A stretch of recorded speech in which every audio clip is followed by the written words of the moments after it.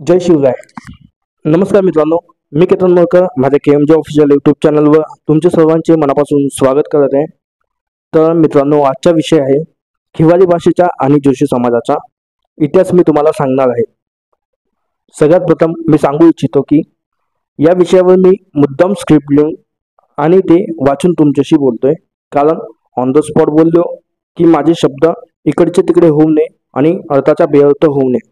म्हणून काही वेळेला माझ्या बाबतीत असे घडते, मला बोलायचे असते वेगळे आणि माझ्या तोंडून निघते वेगळे, त्यामुळे अर्थाचा बेअर्थ हा होतो आणि काही काही वेळेला मी काय बोलायचे ते पटकन विसरतो.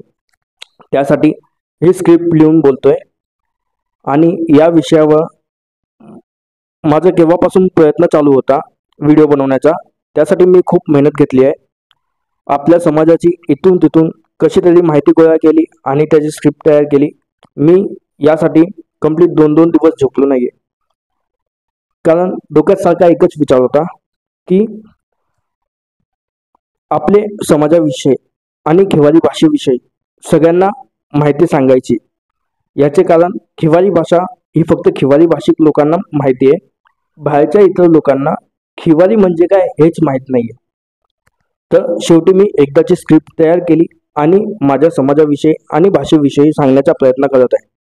असो, तर आपला विषय आहे खिवारी भाषा आणि जोशी समाजाविषयी.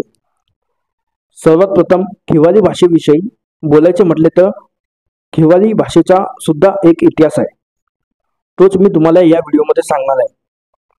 तर मित्रांनो, मी केतन मोरकर, मी स्वतः प्रॉपर जोशी समाजातून बिलॉंग करतो. माझा जळगाव जिल्ह्यातला मेहरुणकर जोशी समाज आहे. आमचा समाज हा मुंबई, नाशिक, जळगाव, धुळे, नंदुरबार, बुरहानपूर या ठिकाणी स्थायिक आहे. आणखीन काही आहेत ते सुरत, अहमदाबाद, उधना, बारडोली, इंदौर, मध्य प्रदेश, दिल्ली या ठिकाणी स्थायिक आहे. आणि खिवारी ही माझी बोलीभाषा आहे. आपण ती माझी मातृभाषा सुद्धा बोलू शकतो आणि मला माझी बोलीभाषा खूप आवडते आणि मी जास्त करून खिवारी भाषेतच बोलत असतो. त्यावरून मला आपल्यातलेच म्हणजे घरच्यांचे किंवा बाहेरच्यांचे सारखे म्हणणं असते की बाहेर कोणासोबत पण बोलत असताना शुद्ध मराठी भाषा वापरायची किंवा व्हिडिओमध्ये मराठी भाषेचा वापर कर, जास्त खिवारी बोलू नकोस. इथे मित्रांमध्ये पण मी लास्ट टाइम व्हिडिओ बनवला होता बायकोचा भाऊ लय बेलड, त्यातला बेलड हा शब्द मी मुद्दाम वापरला होता. त्यावरून पण मला काही जणांचे प्रत्यक्ष भेटून प्रतिक्रिया भेटले होते, अरे बेलड शब्द खूपच खिवारी झाला, त्याच्या जागी आगाऊ असं बोलायला पाहिजे होतं. पण मला आपली बोलीभाषा आवडते आणि ती मी सर्वांपर्यंत पोहोचवण्याचा प्रयत्न करत आहे. त्यासाठी माझा हा व्हिडिओ मार्फत आपली बोलीभाषा सगळ्यांपर्यंत पोहोचवण्याचा छोटासा अट्टाहास चालू आहे. सध्याच्या काळात आमच्यातलेच काही जण तर खिवारी भाषा ही खूप चीप लेवलची म्हणजे डाऊन मार्केट, खालच्या पातळीची भाषा आहे असे समजतात. खिवारीमध्ये बोलायला लाजतात. सध्या तर खिवारी भाषा ही फक्त घरापुरतीच मर्यादित आहे. घराबाहेर पडून सर्वांसोबत बोलताना त्या त्या क्षेत्रातील बोलीभाषेचा जास्त वापर केला जातो. चुकून बाहेर कोणासमोर खिवारी भाषेत बोलले की याने इज्जत घालवली असे समजतात. त्यामुळे खिवारी कोण लवकर बोलत नाही. ज्यांना कोणाला वाटत असेल की खिवारी डाऊन मार्केट आहे, तर त्यांना आपल्या खिवारी भाषेची जाण, ओळख आणि महत्त्व पटवून देण्यासाठी मी आजचा हा व्हिडिओ बनवत आहे. तुम्हाला सांगतो, मला आधी इकडची म्हणजे नाशिकची खिवारी भाषा खूप आवडायची. इकडचे पोरं वगैरे लहानापासून ते मोठ्यांपर्यंत सगळे एक सूर आणि ताल धरून एकमेकांसोबत बोलायचे. उदाहरणार्थ, एखादे वाक्य किंवा शब्दाच्या शेवटच्या अक्षरावर जास्त जोर देऊन शब्द उच्चारला जायचा. ते ऐकायला खूप भारी वाटायचं आणि मनोरंजक वाटायचे. पण आता फारसे तसे ऐकायला भेटत नाही. आता खिवारी खूप कमी प्रमाणात ऐकायला भेटते आणि चुकून कधी ऐकायला भेटले तर खूप भारी वाटते. आता सगळे चांगले सुशिक्षित आहेत आणि चांगली मराठी भाषेचा वापर करतात, त्यामुळे खिवारी ही कमी ऐकायला भेटते. खिवारी भाषा ही डाऊन मार्केट का समजली जाते, याचे कारण असे आहे की आता सगळे चांगले सुशिक्षित झालेत आणि जेव्हा आपण एखाद्या बाहेरच्या व्यक्तीसोबत बोलताना खिवाली भाषा वापरतो तर समोरचा व्यक्ती हा एका विचित्र नजरेने आपल्याकडे पाहत असतो. त्याला कळत नसतं की आपण काय बोलतोय. ते त्यामुळे कदाचित डाऊन मार्केट समजली जात असेल किंवा खेडेगावातली घाटी भाषा म्हणून समजली जात असेल. तर एखाद्या नवीन व्यक्तीसमोर खिवाली बोलल्यावर तो विचित्र नजरेने का पाहतो? कारण त्याला आपली भाषा समजली नसते म्हणून तो असा बघत असतो. आपल्या जुन्या पिढीच्या काळात हीच तर आपल्या खिवाली भाषेची खासियत होती की आपली भाषा ही पटकन कोणाला समजत नव्हती. पण आता कुठेतरी असं वाटते की आपली बोली भाषा ही पण बाहेर आली पाहिजे. आणि आनंद या गोष्टीचा होतोय की आपल्या खिवाली भाषेवर संशोधन चालू आहे आणि काही संशोधक हे खिवाली भाषेचा शोध घेत आहेत. मी खिवाली भाषेबद्दल त्यांचे लेख वाचत असतो आणि वाईट या गोष्टीचे वाटते की आपल्या बोली भाषेबद्दल त्या संशोधकांना योग्य ती माहिती मिळत नाही आहे. त्यातले काही गोष्टी बरोबर तर काही चुकीच्या वाटतात. त्यांना खिवाली भाषेचा मेन शब्द अर्थ भेटत नाहीये. त्यासाठी मी हा व्हिडिओ बनवत आहे कारण आपल्या खिवाल्यांविषयी कोणापर्यंत चुकीची माहिती जाऊ नये आणि आपल्या बोली भाषेचा आणि समाजाचा इतिहास सर्वांना माहीत असावा. तर चला सुरुवात करूया. खिवाली म्हणजे काय? खिवाली ही एक भाषा आहे जी मराठी, हिंदी आणि संस्कृत या 3 भाषांनी मिळून तयार झालेली भाषा आहे. त्यामुळे ती समजायला थोडी कठीण जाते. खिवाली ही एक कोड लँग्वेज म्हणजेच सांकेतिक भाषा म्हणून ओळखली जाते आणि ती फक्त खिवाली भाषा बोलणाऱ्याला समजते.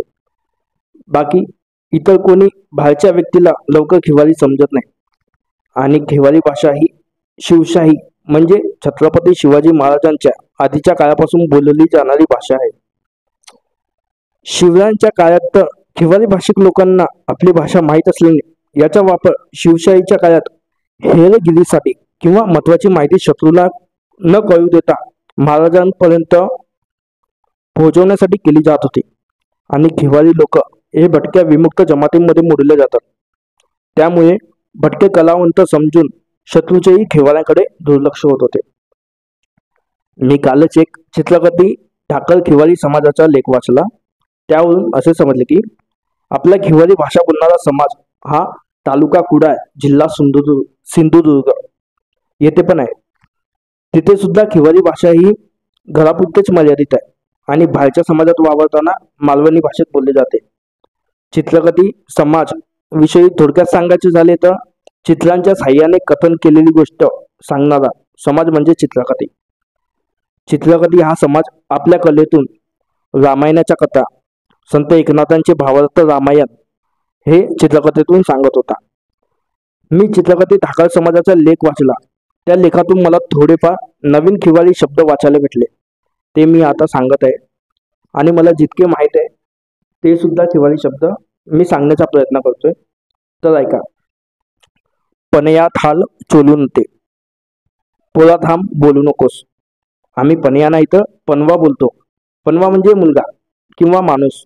माणसाला किंवा मुलाला आणखीन काही खिवाली शब्द आहेत जसे की नाट्या, कवल्या, चुनका, चुनकी, चुनका. तसेच बायकांना किंवा मुलीला पनवी, नाटीन, कवरीन, चुनकीन बोलतो. ठाल आणि ठाल्ला म्हणजे आहे. चोलू नटे म्हणजे बोलू नकोस. टोमा घासकला नाटानं खुकानं. मोठा माणूस आला तू घरात जा. आमच्या टोमा म्हणजे जरा वेगळा अर्थ आहे, तो समजला असेल. पण टोमा म्हणजे मोठा बोलू शकतो. घासकला म्हणजे आला. नाटान कुकान हा शब्द नवीनच ऐकतोय असेल ही कदाचित. कणशीन मनेई धडकते, पत्नी पेच खाते हे नवीनच शब्द ऐकतोय. रेवाटी सागोती. यात सागोती म्हणजे काय तेच मला समजलेलं नाहीये. पण रेवाटीवरून एक शब्द आहे रेवाटा. आमच्यात मटणाला रेवाटा असे म्हणतात. मनई म्हणजे पेच. तिकमी मिरच्या, फुलग्या भात, केनगा दूध, निकऱ्या सांबारा, भामुलका वडा, चिवाणी पाणी हे सगळे शब्द माझ्यासाठी नवीनच आहेत. कुमी दारू. या दारूला आधी खिलगी बोलायचे, आता घोडकी बोलतात. नातेसंबंधामध्ये सगळेच शब्द माझ्यासाठी नवीन आहेत. बांडगा, म्हणजे स्वतःचा मुलगा, बांडगी म्हणजे स्वतःची मुलगी, खेचकी म्हणजे आई, खेचगा म्हणजे बाप, भाऊरक म्हणजे भाऊ, खेताला म्हणजे म्हातारा, खेताली म्हणजे म्हातारी. हे सगळे नवीन शब्द आहेत. आमच्यात म्हाताऱ्याला टुब्बा आणि म्हातारीला टुब्बी बोलतो. आणखीन सुनेला आम्ही वायरी बोलतो. पनवा म्हणजे मुलगा सांगितले, पनवी म्हणजे मुलगी. आमच्यात मुलाला पोरे सुद्धा बोलतात आणि मुलीला पोर बोलतात. कनशीन पत्नी, गिराम चांगला, गैम चोर. या चोराला आम्ही खवड्या बोलतो आणि चोरीला खवडी बोलतो. टोमा म्हणजे मोठा, लिचडा म्हणजे लहान, बांगा म्हणजे वेडा, बांगी म्हणजे वेडी. हे मी फक्त माझ्या आजीकडून ऐकले, बांगा बांगी. आणि प्राणीविषयी मेकोई म्हणजे मासे, झुकला म्हणजे कुत्रा, सोमाडा बैल, भुकाळा डुक्कर, पकला कोंबडा. क्रियापद वडिकणे. खाणे, यात खायला आम्ही खावाड बोलतो आणि प्यायला पिवाड बोलतो.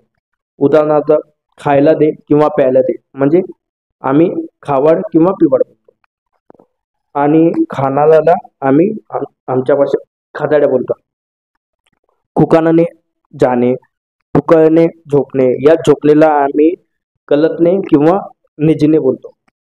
खपळणे धावणे. यात खपळणे म्हणजे धावणे नसून तर निघणे आहे. उदाहरणार्थ, एखाद्याला इथून लवकर निघ बोलायचं असेल तर इथून लवकर खपळ असे बोलतो आणि धावणेला आम्ही भागणे बोलतो. चोलणे बोलणे. नटे म्हणजे नको किंवा नाही. खापा म्हणजे रुपया. इलायकर शांताबास. सुमडीत हयूज. हे आमचे रोजचे बोलण्यात येणारे शब्द आहेत. लुगवणे म्हणजे मारणे, हे पण आम्ही बोलतो. शिंगावणे सांगणे, खावरणे येणे, धासकन येणे, खोमडणे मोडणे, बुकावणे तुटणे, पाकवणे मारणे, नाट घर, खामन बामन, खैला कुंडलवाडी, गौदा हात, टिकाव पैसे, खोमाड तोंड. आम्ही तोंडाला थोबाड बोलतो. डोंबार पोट, फळका नारळ, गिरामन ब्राह्मण, कवळ कुडवाडी, लिशाडा लग्न. तुम्हाला जर आणखीन चांगली खिवारी भाषा ऐकायची असेल तर बेस्ट ऑप्शन म्हणजे जळगावची खानदेशी भाषा. ते लोक एक नंबर खिवारी भाषा बोलतात. फक्त ते मले तुले जास्त करतात, तसं आम्ही नाही करत. आणि त्यांच्या प्रत्येक वाक्यात मने हा शब्द असतोच. मने आणि मले तुले शब्द काढले की खानदेशी भाषा ही पण खिवारीसारखी ऐकायला एक नंबर वाटते. आमच्या भाषेत आम्ही जास्त करून व हा शब्द खूप वापरतो. तर आता बोलूया जोशी समाजाविषयी. तर जोशी या शब्दाला आधी जोशी असे म्हटले जायचे आणि जोशी म्हणजे ज्योतिषी. शिवशाही काळात जोशीचा फुल फॉर्म म्हणजेच जोखमीचे शिलेदार असा होता. तेव्हा जोशीला जोखमीचे शिलेदार म्हटले जायचे. पूर्वीच्या काळात जोशी समाजाचा ज्योतिष्य बघणे हा मुख्य व्यवसाय होता. आता सुद्धा आहे, पण आमच्यातली काही लोक कुंडली वगैरे काढून देतात. त्या काळी जोशी समाजातील लोक हा आपला उदरनिर्वाह करण्यासाठी गावोगावी भटकंती करायचे. आधीचे ज्योतिषी लोक कुंडली न पाहता फक्त माणसाच्या चेहऱ्यावरून भविष्य सांगत असत. आजही ग्रामीण भागात अधूनमधून ज्योतिषांची फेरी असतेच. आणि जोशी समाज हा आपल्या बोलीभाषेमुळे खिवारी समाज म्हणून ओळखला जातो. भविष्य सांगणाऱ्या ज्योतिषांच्या अनेक जमाती आहेत. यामध्ये कुडमुडे जोशी, पिंगुळ पाहुणा म्हणजे पिंगळा जोशी आम्ही नाही, बुडबुडकी जोशी, सर्वदे जोशी, सर्वदे जोशी, सहदेव जोशी, सरोदा जोशी, मेंढगी जोशी, डवरी जोशी, उवाले जोशी, चित्रकथी जोशी, गोंधळी जोशी, वासुदेव जोशी, बागडी जोशी, डमरूवाले जोशी इत्यादी येतात. हे सर्व जमाती जरी भविष्य सांगणारे असले तरी सर्वांचे रीतिरिवाज, राहणीमान, खानपान, भाषा वेगवेगळे आहे. आणि महत्वाचे म्हणजे भविष्य सांगण्याची पद्धती वेगळी आहे. थोडक्यात सांगायचे तर या प्रत्येक जमातीचे अस्तित्वच वेगळे आहे. प्रत्येक जण स्वतंत्र आहे. याशिवाय नंदी बैलवाले, मनकवडे, तिरमाळी हे भटके लोकही भविष्य सांगतात. गावोगावी जाऊन लोकांना भविष्य सांगणे हाच यांचा पारंपरिक व्यवसाय आहे. आपल्या जोशी समाजाची उत्पत्तीची कथा ही शिवाजी महाराजांच्या काळापासून आहे. छत्रपतींच्या आधीच्या काळापासून जोशी समाज अस्तित्वात होता. शिवाय ज्योतिषशास्त्रानुसार शत्रूला भेटण्याची वेळ, काळ, नक्षत्र हे ज्योतिषी सांगत असत. महाराजांचे गुप्तहेर खाते बहिर्जी नाईक यांच्या देखरेखीखाली चालत होते. या खात्यातील मावळ्यांमध्ये जोशी समाजातील मावळ्यांची संख्या अधिक होती.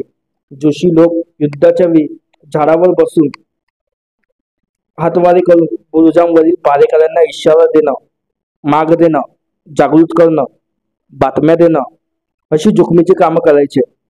म्हणून जोशींना जोखमीचे शिलेदार असं म्हटलं जायचं. भविष्य सांगणाऱ्यांची वेशभूषा करून शत्रूच्या छावणीत जाऊन अंतर्गत बातम्या काढणं व त्या महाराजांपर्यंत पोहोचवण्याचं काम जोशी लोक करत होते. यासाठी ते सांकेतिक भाषेचा वापर करत होते. यातूनच पुढं हा व्यवसाय जोशींनी उदरनिर्वाहासाठी निवडला. पूर्वीच्या लोकांची निरीक्षण शक्ती अफाट होती.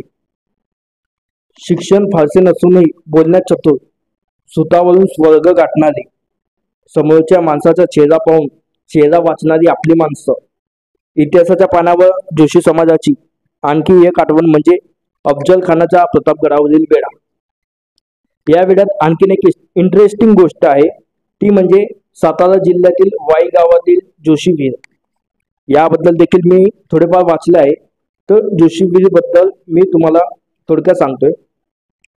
जोशी विहीर तर जोशी विहीर बद्दल थोडक्यात सांगायचे झाले तर इतिहास काळात शिवाजी महाराजांनी खंडाळा अथवा वाठार या दुष्काळी भागातून आलेल्या सैन्याला पिण्याच्या पाण्यासाठी जागा असावी म्हणून 35 फूट खोल अशी शिवपिंडीच्या आकाराची विहीर येथे खोदली. त्यावेळी या ठिकाणाला टप्पा म्हणून ओळखले जायचे. त्यावेळी मावळ्यांना भेटायचे झाले तर या टप्प्यावर थांबा असाच महाराजांचा निरोप त्या काही जायचा. पेशवे काळात मूळच्या बदेवाडी भुईंज येथील जोशी समाजातील बाळासाहेब जोशी यांनी छत्रपतींना साताऱ्यात जाऊन त्यांचे भविष्य सांगितले. ते खरे ठरल्याने त्यांना हे ठिकाण इनाम म्हणून दिले गेले. आणि दुसरी गोष्ट म्हणजे त्यावेळी सातारा जिल्ह्यातील वाई या गावीत अफजल खानच्या सैन्याबरोबर युद्ध करून शत्रू पक्षाच्याही काही सैनिकांना वाई येथील विहिरीत गाडले. त्यामुळे या विहिरीला जोशी विहीर असे म्हणतात. इतिहासात याची नोंद आहे. हे गाव जोशी लोकांना वतन म्हणून दिले गेले. या गावाला पुढं जोशी विहीर गाव हेच नाव मिळाले. तत्पूर्वी सन 1280 मध्ये जोशी समाजाची सनद तयार झाली. प्रथम ती मोडी लिपीत होती. पुढे जाऊन ते सन 1600 मध्ये तिची हिंदी व मराठी भाषेत रूपांतर झाले. जोशींना महाराष्ट्राच्या काही भागात कुडमुडी जोशी म्हणतात तर काही भागात खिवारी या नावाने ओळखले जातात. तसेच काही ठिकाणी हे राघोवाले म्हणजे पोपटवाले जोशी म्हणून ओळखले जातात. या समाजामध्ये अंबोरे महाराज हे थोर संत होऊन गेले. त्यांची सकाराम गाथा प्रसिद्ध आहे. तसेच या समाजातील उल्लेखनीय व्यक्ती म्हणजे भटक्या आयोगाचे अध्यक्ष दादा इटाते व रेणके आयोगाचे अध्यक्ष बाळकृष्ण रेणके हे होय. जोशी समाज हिंदू व मुस्लिम या दोन्ही धर्मांचे रिवाज पाळतो. हे मात्र बरोबर आहे. आमचा समाज अजूनही हिंदू व मुस्लिम दोन्ही धर्मांचे रिवाज पाळतो. मुस्लिमांचे ईद असो वा मोहरम प्रत्येक सणाला हजर असतो. आमच्यातले पीर आणि पैगंबराला मानणारे सुद्धा लोक आहेत. काही लोक रोजा पाळतात तर काही मोहरमचे उपवास करतात. मरियाई ही आमच्या समाजाची मुख्य देवता आहे. आषाढ महिन्यात मरियाईचा मोठा उत्सव साजरा करतात. आला आता आषाढ या महिन्यात आमचा आता कडई सण आहे. तो आमच्या मोठ्या प्रमाणात साजरा होतो. तर नवसासाठी बकरी कोंबडी कापण्याची पूर्वी प्रथा होती. आता नाही. आता फक्त कोंबडे हे सोडतात. या समाजाची स्वतःची जात पंचायत असल्यामुळे स्वातंत्र्यपूर्व काळापासून तंटामुक्तीचे धोरण राबवण्यात येते. या समाजाचे कायदे कडक असल्यामुळे गैरवर्तन केले जात नाही. हे मात्र खरं आहे. आम्हाला एखादी गोष्ट करायची म्हटली की 10 वेळा विचार करावा लागतो की आमचा समाज काय बोलेल वगैरे. तर पूर्वी हा समाज फार व्यसनाधीन होता. या समाजाला व्यसनापासून परावृत्त करण्याचे काम कोल्हापूर जिल्ह्यातील मलगूबाई नारायण वासुदेव यांनी केले. कोल्हापुरातील जोशी गल्लीत स्वातंत्र्यपूर्व काळात विठ्ठल मंदिराची उभारणी करून त्यांनी लोकांना वैष्णव पंथात आणले. आमच्यात एक गोष्ट कॉमन आहे, जिथे जिथे जोशी समाजाची वस्ती आहे तिथे तिथे त्या भागाला जोशीवाडा, जोशीवाडी, जोशी कॉलनी, जोशी गल्ली, जोशी मोहल्ला, जोशी या नावाने ओळखले जातात. जोशी समाजातील लोक भविष्य सांगून स्वतःचा उदरनिर्वाह करत होते. त्यामुळे सुगीच्या दिवसात गावकुसाबाहेर यांची पावलं पडायची. घरातील पुरुष लोक भविष्य कथन करायचे, तर स्त्रिया गावातून फिरून जुनी कपडे गोळा करून त्यांच्या गोधड्या शिवून द्यायच्या.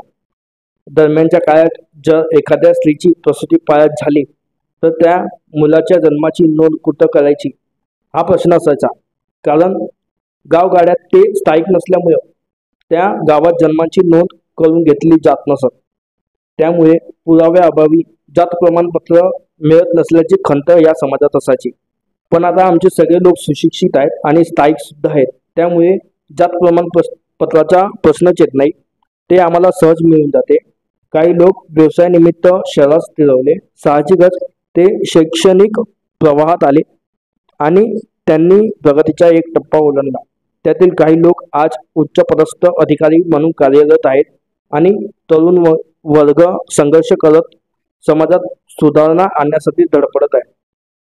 जुन्या रूढी परंपरातून समाजाला बाहेर काढण्याचा प्रयत्न करत आहेत. तर मित्रांनो, तुम्हाला माहिती कशी वाटली हे मला कमेंट करून नक्की सांगा. आणि कोणाला खिवारी भाषेविषयी आणि जोशी समाजाविषयी अधिक माहिती जाणून घ्यायची असेल तर आमचा मेरुणकर जोशी समाज हा मुंबई, नाशिक, जळगाव, धुळे, नंदुरबार आणि बुरहानपूर या ठिकाणी स्थायिक आहे. येथे तुम्हाला पुरेपूर माहिती मिळेल. तुम्ही येथे येऊन माहिती घेऊ शकता. तर मित्रांनो, तुम्हाला व्हिडिओ कसा वाटला आहे मला कमेंट करून नक्की सांगा. आणि चॅनलला सबस्क्राईब करा, व्हिडिओला लाईक करा आणि व्हिडिओ शेअर करायला विसरू नका. जाऊ द्या पूर्ण शिवाऱ्यांपर्यंत आपली माहिती पोहोचू द्या. आणखीन बस एवढंच बोलायचं होतं. जय शिवराय. थँक्यू. धन्यवाद.